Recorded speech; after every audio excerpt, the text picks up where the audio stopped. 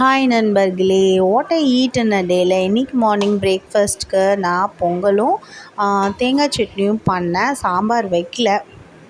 So இதுவே எங்களுக்கு போதுவே டேஸ்டியாக தான் இருக்கும். நாங்கள் இதுவே சாப்பிட்டாச்சு. மார்னிங் பிரேக்ஃபாஸ்ட் முடிச்சிட்டோம். மதியானம் லஞ்சுக்கு என்ன பிளான் பண்ணலாம் அப்படின்னா, தக்காளி தொக்கு தான் நான் பண்ணேன். கொஞ்சம் காரமாக பண்ணிட்டேன்.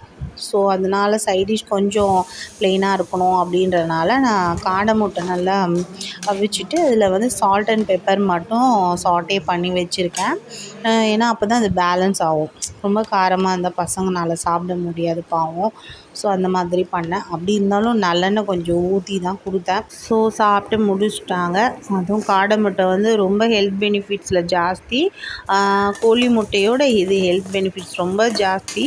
ஸோ அதனால் நம்ம வந்து அப்பப்போ கொடுக்கலாம் அப்படின்றனால நானும் அதை கொடுத்துருக்கேன். ஸ்கூலுக்கும் வந்து எடுத்துகிட்டு போயிட்டாங்க. தென் வந்து ஈவினிங் ஏதாவது செஞ்சு கொடுங்க அப்படின்னு வந்து நின்னாங்க.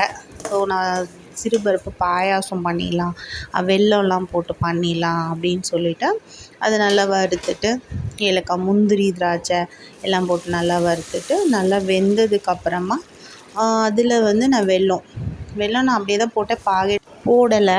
ஏன்னா ரொம்ப சின்ன டம்ளர் தான் நான் அந்த சிறுபருப்பு அளந்து போட்டேன். ஸோ அதுக்கு பாகெல்லாம் எடுக்கணும்னு அவசியம் இல்லை. ஜஸ்ட்டு அந்த வெல்லத்தை வந்து நல்லா முணுக்கிட்டு போட்டுட்டேன். அது வந்து மெல்ட் ஆகிடும், ஒன்றும் ப்ராப்ளம் இல்லை. பாயாசன்றனால அது அந்த சூட்லேயே நல்லா இலகி போச்சு.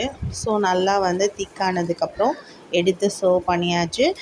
இந்த சிறுபருப்பு ரொம்ப ஹெல்த் பெனிஃபிட்ஸ் நிறைய இருக்குது. குழந்தைங்களுக்கு நல்லா இருக்கும்.